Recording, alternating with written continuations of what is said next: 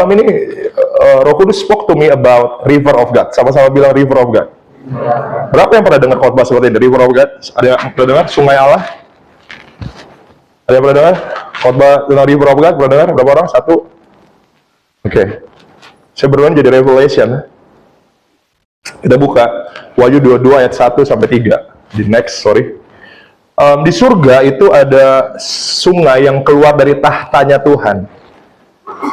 Dan kita hidup, surga itu bukan tentang nanti ya. Surga itu bukan tentang future. Heaven is now.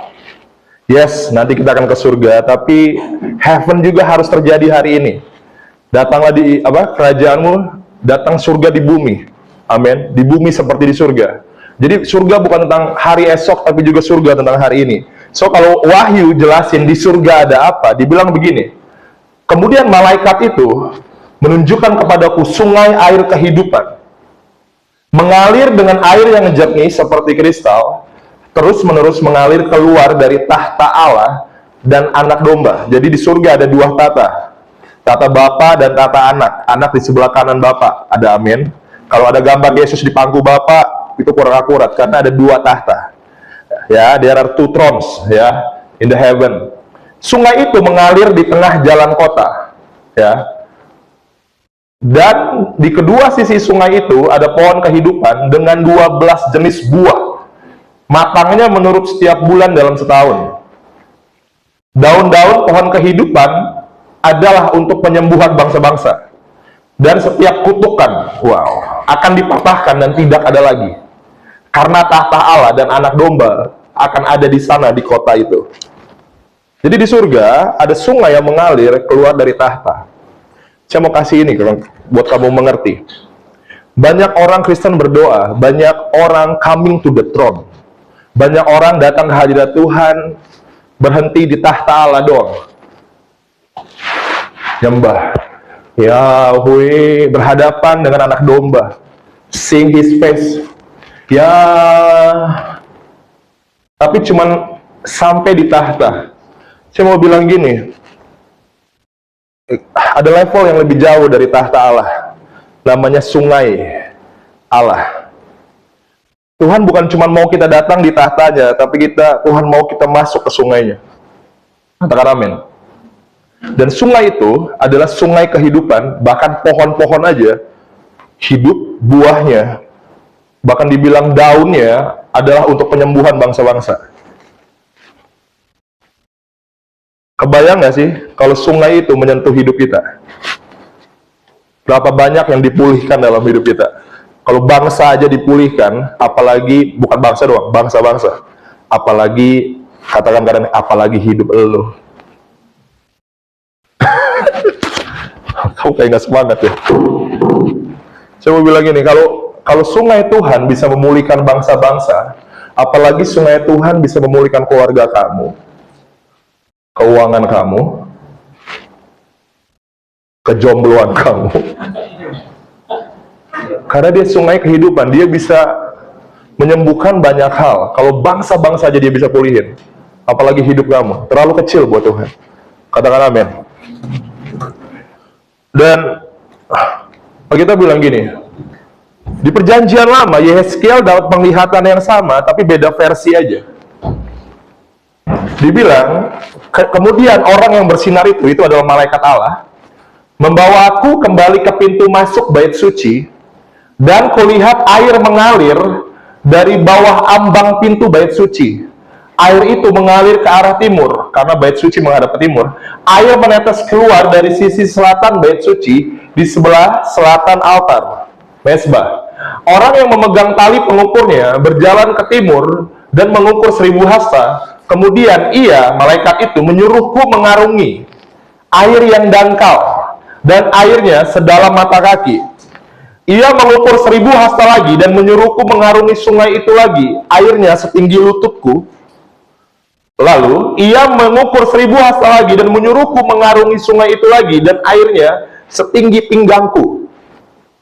Ia mengukur 1000 hasta lagi, sekarang itu adalah sungai di atas kepalaku, yang tidak dapat kuseberangi dengan berenang. Wow, berenang aja udah gak bisa. Sungai itu dalam dan dalam. dan amat dalam, tidak ada yang dapat menyeberanginya. Makanya saya bilang, kita nggak cukup lagi datang ke hadirat Tuhan, cuman sampai di tahta. Kita mesti masuk ke sungai. Dan sungai Tuhan, dibilang, ada yang kita bisa masuk semata kaki, kita bisa masuk selutut, kita bisa masuk sepinggang, atau kita bisa tenggelam di dalamnya. Itu sebabnya saya bilang gini, ada level dalam hadirat Tuhan. Ada kedalaman dalam hadirat Tuhan. Yang jadi masalah gini. Yang jadi masalah, ini selalu jadi masalah. Sebentar.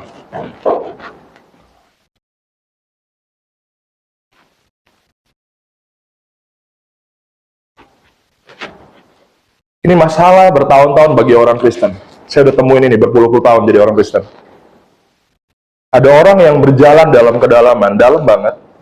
Ada orang yang semata kaki. Kedua orang itu akan sulit berjalan bersama. Kenapa? Karena orang yang di kedalaman mata kaki nggak melihat orang apa yang dilihat oleh orang yang tenggelam. Katakan amin. Orang yang tenggelam begitu dalam, realita mereka berbeda. Bagi mereka begitu dalam, mereka lihat apa yang nggak dilihat orang-orang yang cuma ada di tepi sungai atau hanya berdiri di mata kaki. Kalau kamu pernah ke sungai, saya masih kecil, pernah berenang di kali, karena saya dulu bandel banget. Jadi kalau kali banjir tuh, saya seneng. Saya bakal nyemplung ke kali. Mau ada apa, ada apa. Bodoh amat, yang penting, yeah! Jangan diikutin ya. Dan kita tahu sungai nggak kayak kolam, banyak hal di dalam sungai. Ya, banyak hal. Saya nggak mau sebut isinya apa. Ya, tapi banyak hal. Jadi kamu tenggelam ke dalam sungai, kamu buka mata, kamu akan lihat banyak aneh-aneh. Ada akar, ada apa. Ini nggak jelas bentuknya. Ya. Tapi orang yang nggak di dalam nggak akan ngerti. Itu alasan kenapa lagi Yesus bicara sama orang Farisi, dia ngomong gini, kamu mendengar, tapi kamu nggak mengerti.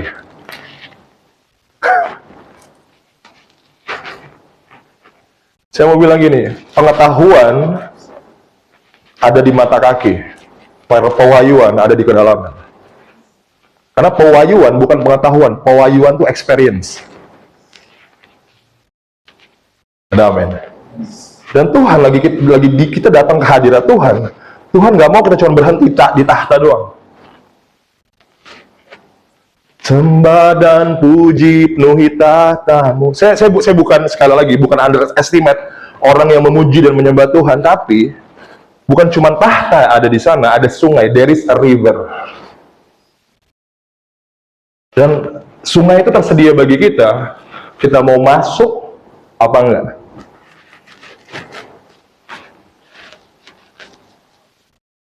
Ada amin. Kamu dan seberapa dalam?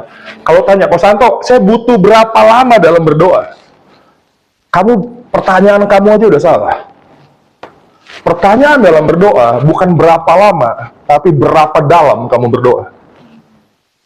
Ini bukan soal saya bisa berdoa 1 jam, tapi nggak ngalamin apa-apa. Saya bisa bahasa Allah kobat kamit, tapi nggak kemana-mana. Karena bahasa Allah tentang berdoa bukan tentang berapa lama. Not how long, but how deep. Kamu bisa berdoa 5 menit, tapi surga kayak nyata banget di hadapan muka kamu. And that's different. Itu yang mengubah kamu. Kedalaman selalu mengubah seseorang. Ada amin. Ada amin. Dan Alkitab tulis, malaikat itu meminta Yeskiel mengarungi dari kedalaman demi kedalaman. Kata mengarungi itu berarti sungainya santuy apa sungainya deres? Apa? Sungainya itu bukan, itu mengarungi ya dibilang. Bukan masuk, tapi mengarungi. Mengarungi itu, the flowing is strong. Roh Kudus kalau ngalir, bukan, jangan bayangin kali yang ngalir-ngalir cekek-cekek, no. Roh Kudus nggak pernah ngalir dengan santai. Kalau kamu baca kejadian di Pentakosta, di Kisah Para Rasul, lagi Roh Kudus turun, itu berdengung semua, tiupan angin keras. Nggak ada dia kayak burung kepek. Teologi kita salah di situ. Roh Kudus lagi dia mengalir, lagi dia flowing, dia kuat banget. Alkitab tulis Tuhan mencurahkan rohnya dengan tidak terbatas. Rohnya dicurahkan dengan kuat, tidak terbatas. Yang terbatas itu kapasitas kita. Sehingga kita nggak menerima porsi yang memang Tuhan kasih buat kita. Dan itu masalah kita, bukan masalah Tuhan. Lagi Tuhan suruh kita masuk ke kedalaman, itu bukan arus pelan, itu arus deras. Oke. Dan kamu kebayang, rumah saya bulan awal tahun kemarin kebanjiran. Banjirnya itu, tetangga saya, motor saya tenggelam, mobil tetangga saya tenggelam, tetangga rumah depan saya tenggelam semua. Tenggelam, kita tenggelam. Drowning in the presence of God. Dan airnya itu nggak santuy, airnya ngalirnya lumayan kenceng. Kalau kita nggak kuat, kita bisa keseret. Jadi lagi saya yang lucu, lagi saya kebanjiran, saya itu lagi ada di Kemiling, lagi ada komsel keluarga, ditelepon istri saya sini, saya pulang, rumah kebanjiran. Panik saya kan. Lagi saya sampai di situ, air tinggi banget, dan Yohan nggak tahu di mana. Aduh, bini gue di mana nih? Akhirnya saya masuk ke air itu, dalam banget segini kan. Saya mau lihat rumah saya kan. Akhirnya ketemu dia sama Okta ikut-ikutan juga, kebanjiran, motornya tenggelam, motor apa lagi yang mahal itu? Kerok. Motornya tenggelam. Jadi saya mau lihat motor Okta, saya mau lihat rumah saya tenggelam. Lagi saya mulai, itu deras banget. Jadi saya mesti mengarung air itu. Saya mesti Oke. Ini arusnya deras. Saya mesti mengaruh pegang tembok karena deras banget. Deras banget, saya mesti pegang tembok pelan-pelan. Pelan-pelan. Makin lama makin dalam, habis ya? Oh enggak. Makin lama makin dalam, sampai akhirnya saya sampai di rumah saya. Rumah gue tenggelam. Tetangga gue lebih parah. Saya mau bilang ini, mengarungi air yang deras, kamu kebayang nggak lagi Yeskiel masuk, dibilang dia masuk sampai airnya di atas kepala dia, sampai dia bilang sungai itu bahkan nggak bisa dilewati dengan berenang.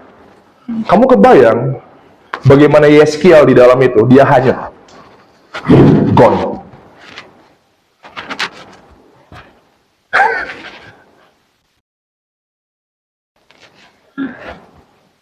Totally gone.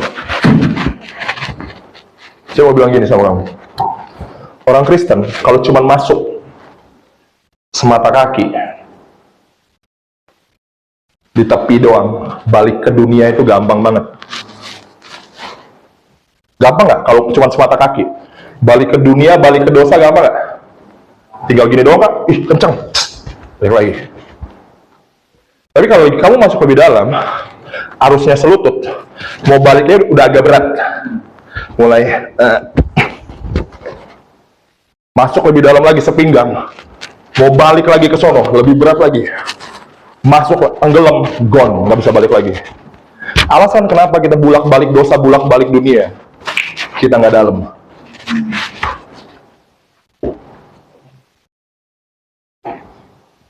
Kita bulak-balik dosa, bulak-balik dunia, bulak-balik. Cinta Yesus jadi musuh Yesus. Cinta Yesus, orang yang mengasihi dunia menjadikan dirinya musuh Allah. Cinta Yesus 2 hari jadi musuh Allah seminggu. Cinta Yesus 3 hari jadi musuh Allah 2 bulan. Back to back. Karena kita dangkal, cetek. But when we go deep, there is no way back. We're gone. Lagi kita tenggelam, nggak ada jalan buat kembali ke sono. Kita we're gone, hanyut. Kita kehilangan diri kita. Satu-satunya kunci mati dari kedagingan adalah tenggelam. We have no other way.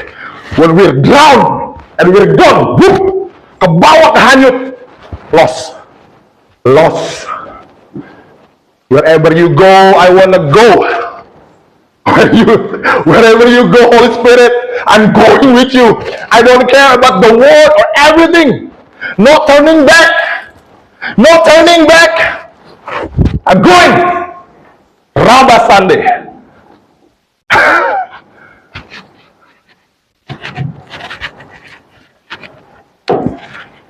That's the reason we have to go deep. Sama-sama go deep. Go deep.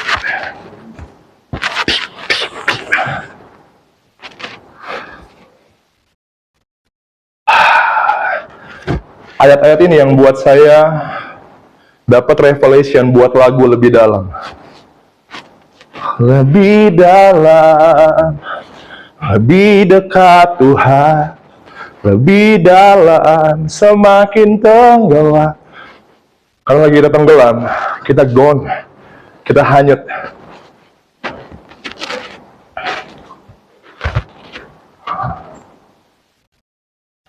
Amin. So just go deep. Go deep in the presence. Go deep.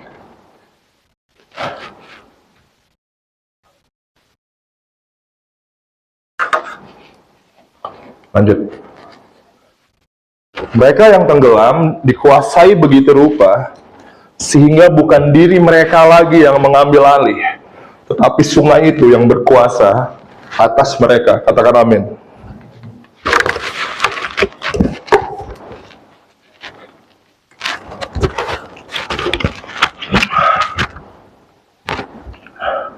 Kita dipanggil dalam kedalaman. Dan saya mau bilang gini, ini rahasia dari kedalaman. Mazmur bilang begini, kedalaman memanggil kepada kedalaman. Saya mau bilang gini, kedalaman yang saya punya dalam Tuhan, saya hanya bisa bawa masuk orang-orang yang saya pimpin di kedalaman yang saya masuki. Sekali lagi saya bilang, kalian adalah orang-orang yang saya pimpin, kamu hanya bisa masuk sedalam yang saya masuki. Yang masalah jadi kita jadi leader kalau kita cetek. Orang-orang yang kita pimpin nggak akan kemana-mana. Tapi lagi saya masuk kepada kedalaman tertentu, kedalaman saya, deep calls unto deep, kedalaman menarik kamu kepada kedalaman. Kedalaman yang saya miliki menarik kamu kepada kedalaman itu sendiri. Suka nggak suka? Suka nggak suka? Begitu juga kita semua yang punya tanggung jawab dalam Tuhan. Apapun. Kedalaman kita, bawa orang masuk ke situ. Itu kenapa? Lagi saya berdoa buat orang. Tiba-tiba orang ngerasain hadirat Tuhan, mereka nangis di lawa Tuhan. Bukan karena saya hebat. Mereka cuma nyemplung ke kedalaman yang saya injak. Kamu ngerti itu? Lagi saya berdoa buat orang yang nggak pernah dapat penglihatan, nggak pernah dengar suara Tuhan, saya bilang, open her eyes right now in Jesus' name. Buka mata rohaninya buat dia melihat apa yang kulihat, buat dia mendengar apa yang kudengar. Saat itu juga, dia masuk di kedalaman yang saya injak. Itu yang disebut dengan namanya impartasi. Gereja sekarang nggak hargai impartasi, karena mereka nggak ngerti apa itu impartasi. Kalau kamu ngerti, saya pergi kemanapun untuk impartasi. Karena lagi, saya bilang gini sama Pastor Jeff, Pastor, wherever you go, wherever you coming to Indonesia, I will come. Saya akan datangin kamu, karena saya tahu Jeff ada di kedalaman yang lebih jauh dari saya. Dia di kedalaman tertentu yang saya nggak pernah injak.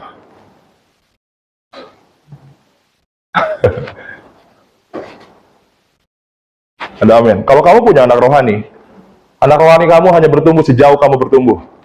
Anak rohani kamu hanya masuk ke dalam sejauh kamu masuk ke dalam. Karena ini bukan kita lagi bukan apa ya? Bukan lagi main-main. Kalau orang bilang itu, kita bukan lagi main karakter manajemen. Kita pikir kita bisa atur-atur orang dan orang akan ikut semua omongan kita. No. It's spirit.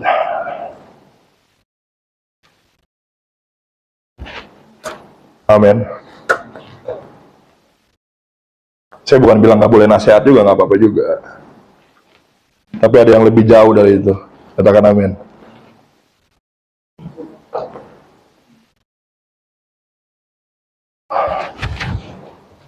Wow. Saya lanjutin ya. Oke.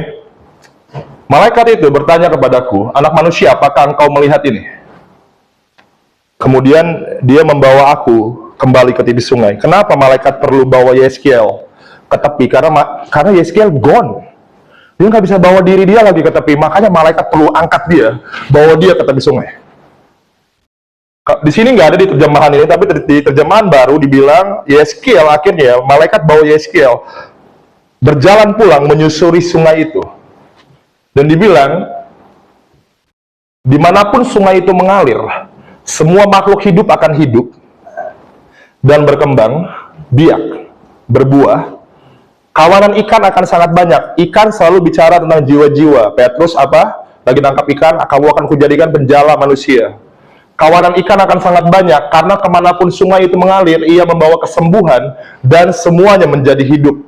Nelayan akan memadati tepiannya, dan menyebarkan jala mereka dari En-Gedi ke En-Glaim. Mereka akan menangkap spesies ikan sebanyak yang ada di laut besar. Namun rawa-rawa dan payahnya tidak disembuhkan, tetapi akan dibiarkan menjadi garam. Kita adalah garam dunia, yang mau garam jadi garam dunia dan terang dunia, kita mesti bersentuhan dengan sungai ini. Di sepanjang kedua tepi sungai, setiap jenis pohon akan tumbuh subur dan daunnya tidak pernah layu. Buah yang melimpah akan selalu ada di cabang-cabangnya. Setiap bulan, sama nggak kayak Wahyu tadi? Setiap bulan, mereka akan menghasilkan buah segar, karena air yang memberi kehidupan ini berasal dari dalam bait suci, dari dalam hadirat Tuhan. Dan buahnya akan enak dimakan, dan daunnya akan mendatangkan kesembuhan. Step kedua dari tenggelam adalah mengikuti kemana sungai pergi.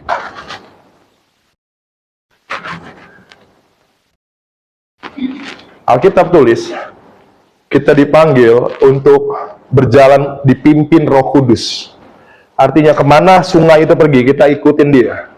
Kita nggak berjalan lagi dengan agenda kita, tapi kita berjalan dengan agendanya Tuhan. Kita nggak berjalan lagi dengan rencana kita, tapi kita berjalan dalam rencananya Tuhan, dalam tuntunan, dalam panggilan Tuhan. Dan dalam panggilan itu kita akan lihat banyak hal terjadi, orang-orang yang mati dihidupkan secara rohani, jiwa-jiwa akan dituai, and all that. Tapi selalu dimulai dari kedalaman. Banyak orang Kristen mencoba pelayanan di luar kedalaman. This is the problem. Lagi kita coba sentuh orang lain tanpa kedalaman, kita hanya buat mereka bertemu dengan kita, bukan bertemu dengan Tuhan.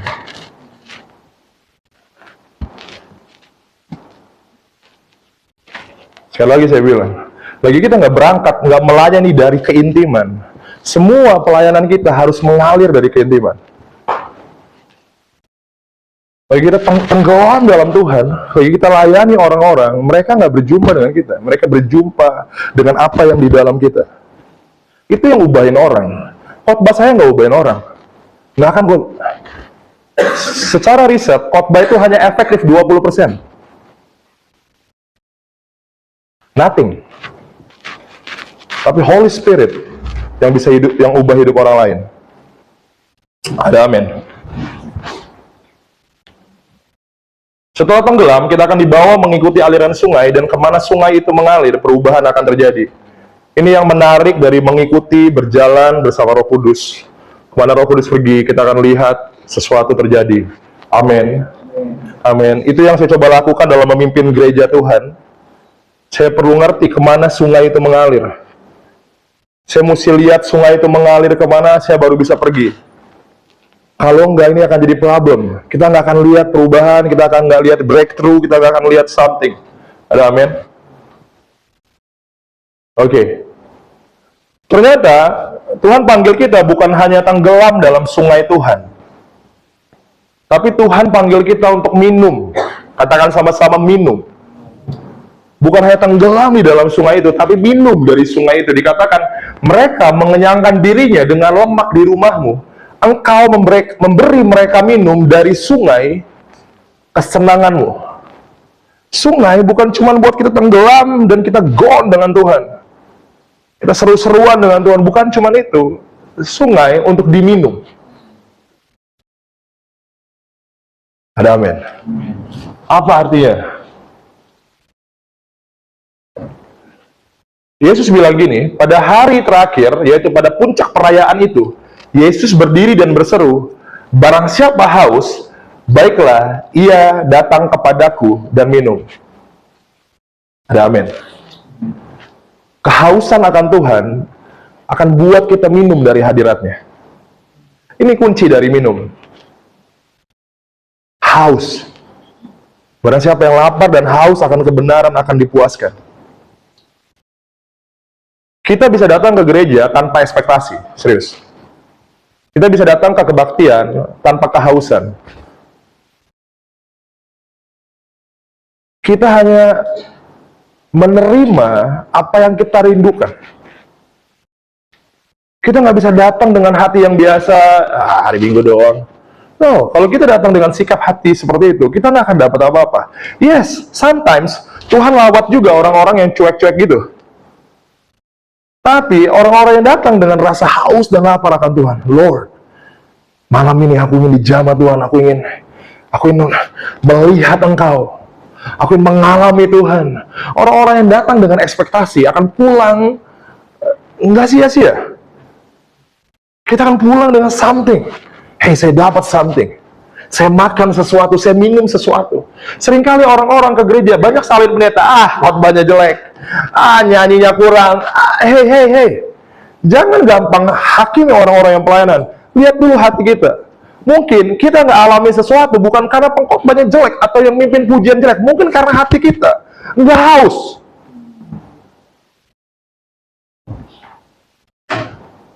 Kita datang tanpa ekspektasi. Kita datang tanpa kerinduan. Udah pulang nggak dapat apa-apa. Gimana tadi ibadah bro? Ya biasalah. Ya khotbahnya gitu doang. Hey. Ada amin. Tuhan mau kita datang dengan haus supaya kita bisa terima something dari Tuhan. Barang siapa percaya kepadaku, seperti yang dikatakan oleh kitab suci, dari dalam hatinya akan mengalir aliran air hidup. Yang dimaksudkannya ialah roh yang akan diterima oleh mereka yang percaya kepadanya, sebab roh itu belum datang karena Yesus belum dimuliakan. Lagi kamu minum dari diri kamu, bukan cuma minum doang, tapi dari sini akan mengalir air kehidupan. Kalau kata Bill Johnson, saya suka banget dia ngomong gini, dengan kamu minum segelas air, kamu mengalirkan sungai. Kayak nggak seimbang sebenarnya. Minum cuma segelas, tapi ngalirin sungai yang bisa diminum oleh banyak orang. Kita berdoa mungkin 1 jam, 1,5 jam untuk terima dari Tuhan. Tapi lagi kita ada di mimbar lebih dari 1 orang di jamaah Tuhan. Itu sebenarnya nggak equal. Nggak equal. Ada amin. Itu nggak equal banget. Gitu. Tapi ini yang perlu, saya ada di pelayanan tertentu kayak KKR atau kayak event yang tertentu. Saya akan kurung diri saya di kamar, saya akan ada di kamar berjam-jam. Kenapa? Karena seberapa besar yang saya terima, seberapa besar yang saya bagi. Banyak orang dulu hakimi Benny Hinn, karena kalau dia mau pelayanan, dia harus kurung diri di kamar seharian. Pendeta apa itu? Masa anak istrinya dicuekin cuma karena dia mau KKR? Karena dia tahu kuncinya. Dia harus minum begitu banyak, supaya dia bisa rilis begitu banyak. Masalah kita mau orang di jamaah Tuhan, tapi kita nggak mau minum. Nggak bisa. Nggak gitu cara mainnya. Ada amin. Ada amin. Kita mesti minum something dari hadiratnya, dari sungai Tuhan. Dan itu ditentukan dari seberapa kita haus akan Tuhan. Amin. Amin. Ini menarik banget. Hadirat Tuhan bukan cuma buat kita, tapi buat orang lain melalui kita. Guys, Kita enak-enakan di gereja, dunia itu di luar, saya tuh hampir tiap hari lihat berita, Lampung G News, Lampung apa, kacau banget. Banyak kisah-kisah orang kacau-kacau, bunuh inilah, anak makan kucing loh. Like the world is going crazy. Dan kita punya jawabannya. Jawabannya adalah sungai Allah, the river of God, yang bisa mengalir dari kita. Itu sebabnya kita harus kembangkan kehausan kita akan Tuhan, supaya kita bisa terima dan bisa alirkan itu buat banyak orang. Saya mau bilang gini, jangan sempit-sempitin pelayanan. Kamu jadi bos di perusahaan kamu, anak-anak buah kamu butuh dijamah Tuhan loh. Jangan taruh Tuhan di dalam box. Kalau mereka cuma bisa dijamah Tuhan di gereja, itu terlalu kecil. Kita kecilin Tuhan. Saya lagi di kantor, saya lihat anak buah saya manifestasi, muntah-muntah disembuhin Tuhan. Kita nggak bisa batasin Tuhan, cuma bekerja di gereja doang. Dia cuma bisa mengalir jam orang, dia bisa mengalir di mana dia mau. Pertanyaannya, kita minum nggak? Kita haus nggak? Ada amin. Dunia ini begitu kering. Ya saya bilang gini, aku akan membuat sungai di tengah padang belantara. Itu artinya Tuhan mau pakai kita untuk aliran sungai di tengah dunia yang kering. Kita ngerti itu harus. Nah, kita nggak punya jalan lain, makanya gereja nggak punya option. Kita mesti minum dari hadiratnya. Kalau kita mau kasih impact akan dunia ini, ngomong Seven Mountains, mulai dari sini. Nggak bisa.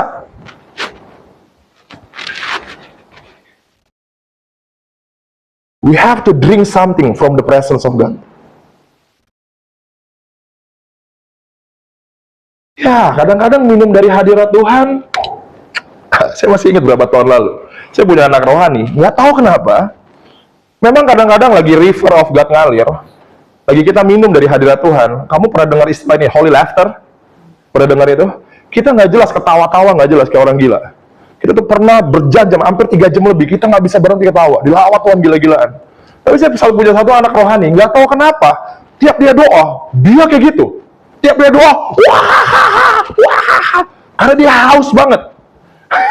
Jadi kalau dia naik, dia ikut doa apa aja, padahal cuma doa-doa buat kota lah. Doa buat kota kan, ya tau lah ya, doa Pak RT, Pak ini, wali kota. Nggak ada hubungannya sama hadirat Tuhan yang kenceng-kencengan sebenarnya. Nggak ada musik yang dalam-dalam, apa, nggak ada. Itu lagi doa-doa siapa. Tapi anak manusia datang ikut doa itu, wah, nganeh sendiri dia. Sampai pendoa-pendoa ini bilang, ngapa dia nih?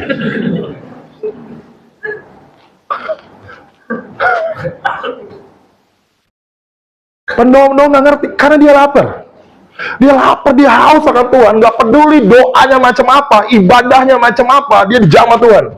Makanya saya bilang, jangan batasi Tuhan dengan musik. Musik cuma tools. He is spirit. Nggak ada hubungannya. Musik membuat kita fokus, membuat kita bisa fokus sehingga roh kita bisa terkoneksi. Goalnya adalah roh kita terkoneksi dengan rohnya. Semua itu tools. Saya bukan rendahin tools.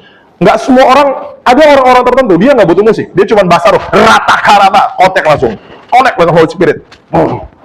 Nggak perlu musik-musikan. Tapi kita tahu, nggak semua orang ada dalam kedalaman yang sama. Saya perlu ngomong ini. Ada orang tertentu, hey, kita perlu musik untuk masuk. Itu tools. Ya, that's okay. That's okay juga. Karena semua orang punya porsi masing-masing. Ada amin? Amin. Oke. Minum dari hadirat Tuhan. Wow. Ada satu orang wanita. Kemana nih? Kebalik. Sorry. Ada satu orang wanita, terlalu lama kayaknya kalau saya bacain. Kalau bisa sambil baca lagi saya ngomong. Namanya Potini, perempuan Samaria. Dia ketemu Yesus, dia kawin 5 kali, laki yang baru yang dia punya, dia bukan laki, dia kubur kebo dan segala macam. Yesus bilang gini, Potini, kamu haus kasih sayang, kamu cari dengan banyak laki-laki. Tapi hari ini, kamu akan berhenti haus, kata Yesus. Kamu akan minum dari sungaiku, dan kamu nggak akan cari lagi dari yang lain. Kepuasanmu akan digantikan dengan kepuasan yang baru, kata Yesus. Dan pot ini, baiklah, dia terima sungai itu loh. Dia minum air kehidupan yang Yesus kasih. Setelah itu kamu baca di berikutnya, banyak orang dari desa Samaria menjadi orang percaya kepada Yesus karena kesaksian wanita itu. Dia mengatakan kepadaku segala sesuatu yang pernah kulakukan, katanya. Kemudian mereka memohon kepada Yesus untuk tinggal bersama-sama dengan mereka. Jadi dia tinggal di sana selama 2 hari, sehingga banyak lagi yang beriman kepada Yesus karena pesannya. Bayangin, wanita ini minum. Dan bukan cuma minum, dia mengalirkan itu ke desanya. Kalau kamu baca di Kisah Para Rasul, itu dilanjutin kisah pot ini. Rasul Petrus dan Yohanes mendengar kebangunan rohani terjadi di Samaria, sehingga mereka datang ke sana. Kamu temukan itu. Itu dimulai oleh kegerakan wanita ini. Powerful. Karena dia minum, dia mengalirkan sungai atas desanya, dan orang di desanya percaya kepada Yesus. Nah, pertanyaannya, Kosanto, bagaimana buat saya tenggelam?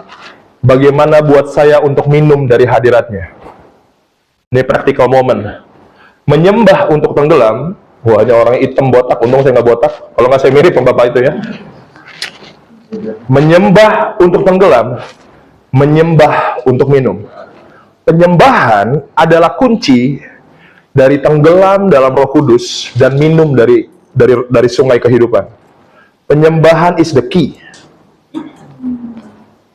Karena lagi Yesus ngomong sama pot ini tadi, satu-satunya ayat di mana Yesus ngomong tentang penyembahan cuman saat Yesus berjumpa dengan perempuan Samaria di sumur. Satu-satunya ayat. Dan Yesus ngajarin wanita ini yang jadi pesan profetik buat gereja sampai akhir zaman, sampai hari ini. Pesannya ini dibilang, mulai sekarang menyembah Bapa bukan lagi soal tempat yang tepat, tetapi dengan hati yang benar. Makanya saya bilang gini, semua orang bisa nyanyi, tapi nggak semua orang bisa nyembah. Kita nggak bisa nyembah dengan hati yang salah. Nggak bisa. Perjanjian Lama bilang gini, orang yang naik bersih tangannya dan murni hatinya yang bisa naik ke gunung Tuhan. Penyembahan selalu berhubungan dengan kekudusan. Ya, saya tahu ada kekudusan yang sifatnya darah. Kita terima kekudusan karena darah, karena salib. Tapi saya mau bilang gini, ada kekudusan yang sifatnya action. Orang suka kalau dengar firman Tuhan yang, oh, kamu nggak perlu lakukan apa-apa, kamu dikuduskan oleh darah. Kita langsung pikir, kita basing-basing, kita nggak perlu lakuin apa-apa, kita dikuduskan oleh darah. Selesai semua. Saya mau bilang, kekudusan bukan cuma tentang posisi, tapi tentang perbuatan. It's not just about position, but also action. Kamu nggak bisa pisahin itu mata uang. Kekudusan tentang darah, dan juga perbuatan. Dan juga action. Makanya Yakobus bilang gini, setan aja percaya kalau Yesus Tuhan.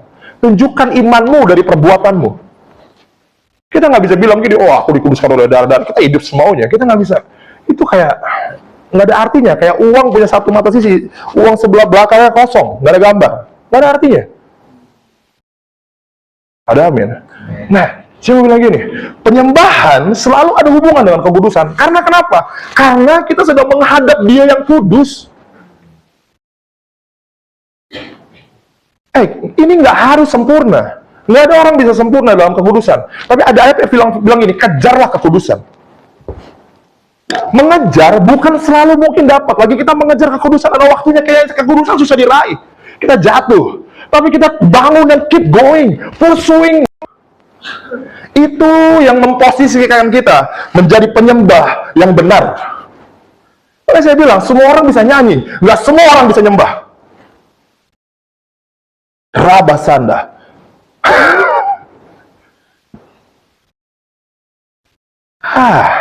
I'm talking with your spirit right now.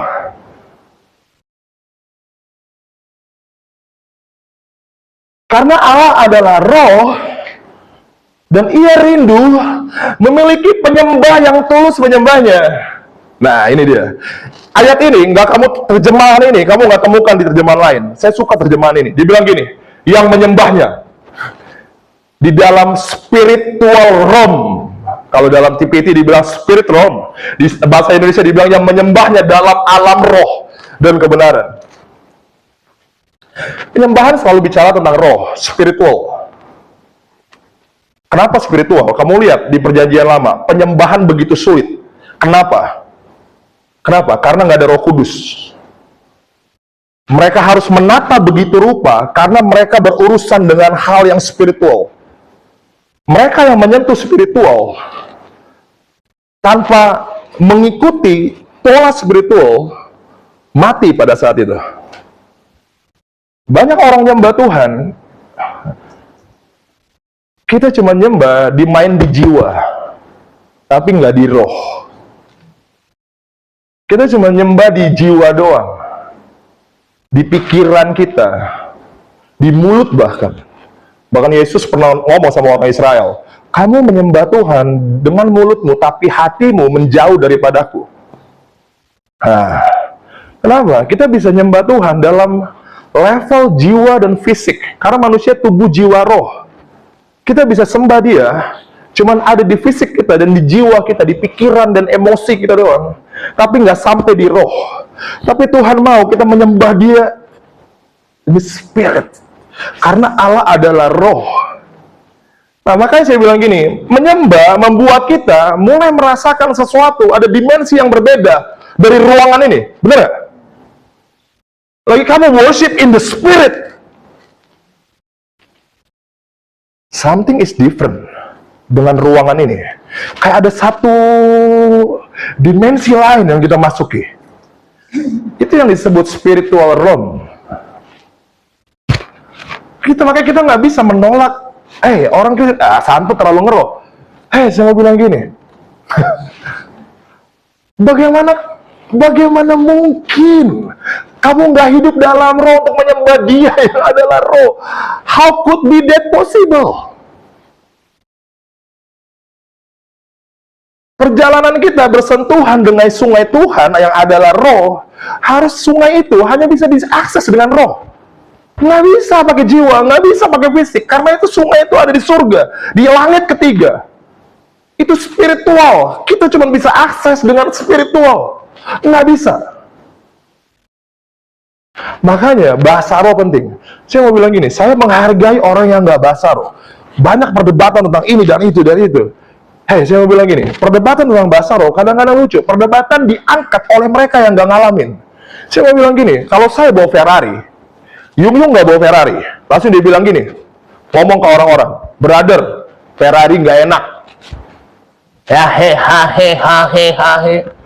Saya yang bawa Ferrari datang, lagi denger Yung ngomong sama Jeko, ngomong sama Yosa, ngomong sama Ipeng tentang Ferrari. Saya yang di dalam Ferrari buka kaca, ngomong Yung ini. Karena dia nggak ngalamin apa yang saya alamin. Orang menghakimi tentang nubuatan, tentang penglihatan, all that. Kita yang di mobil cuma bilang gini, kita yang di dalam Ferrari, you can say everything you want. Karena kamu nggak ngalamin, kalau kamu nggak di dalam,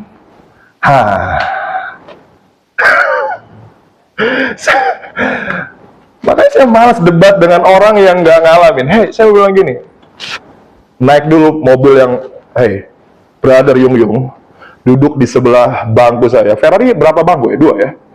Sebelah bangku saya nggak pernah masuk Ferrari, cuma ngomong aja, mau ngecap aja. Masuk sebelah saya Yung, baru kamu bisa ngomong ke teman-teman kamu. Pas dia masuk, kita bawa, dia datang ke Ipeng biasa, boy. Ternyata beda.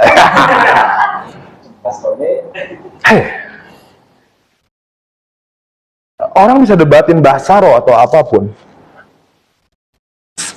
Saya debatin bahasa roh dengan orang yang nggak bahasa roh, itu konyol. Come on. Saya debatin orang berpuasa dengan orang yang nggak puasa, come on. Itu bedanya revelation dengan understanding, knowledge.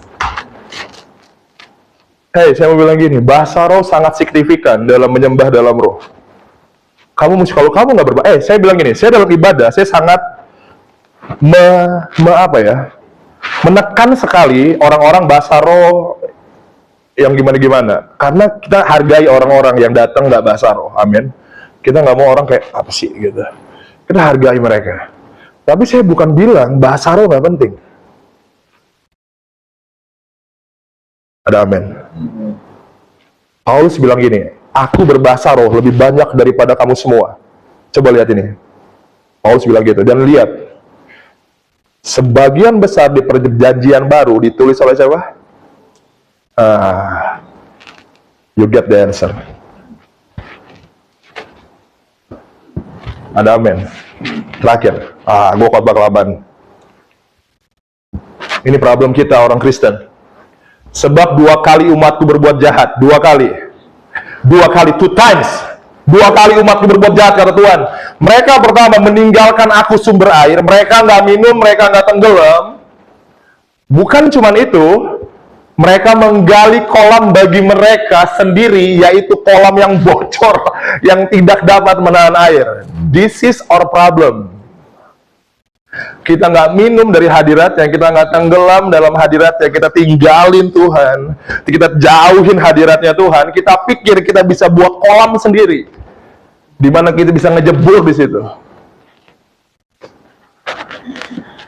2 hal yang jahat di mana Tuhan.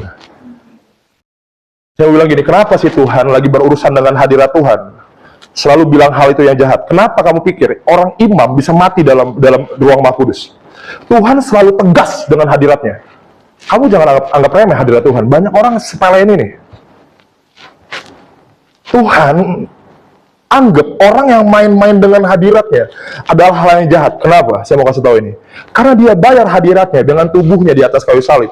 Kamu lihat, lagi dia tergantung dari kayu salib. Bait Allah yang terbatas oleh tirai dirobek dari bawah ke atas, robek sendiri.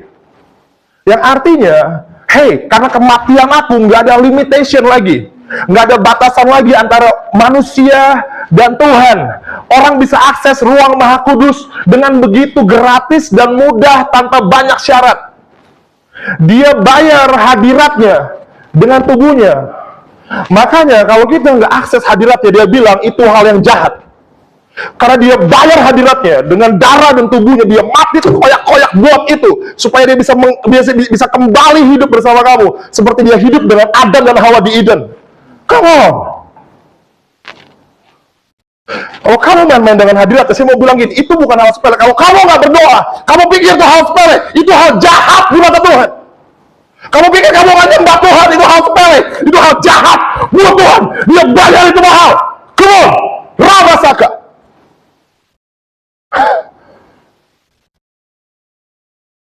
Dia bayar itu mahal. Kita sepelein itu. Itu jahat buat dia. Jahat.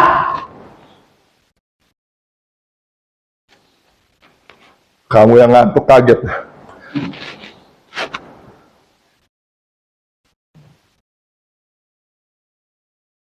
Perihal hadirat Tuhan, dia nggak pernah main-main. Makanya Daud, kenapa dia dicintai Tuhan? Dia buat salah loh. Daud sedeng, ngawur. Dia buat tabernakel semau dia jatuh sama perzina. Tapi dia cinta hadirat Tuhan. Dan Tuhan serius soal ini.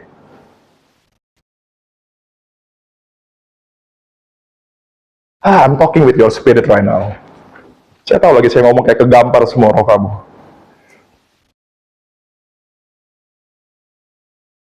Tapi kita mau belajar untuk datang dan minum dari hadiratnya.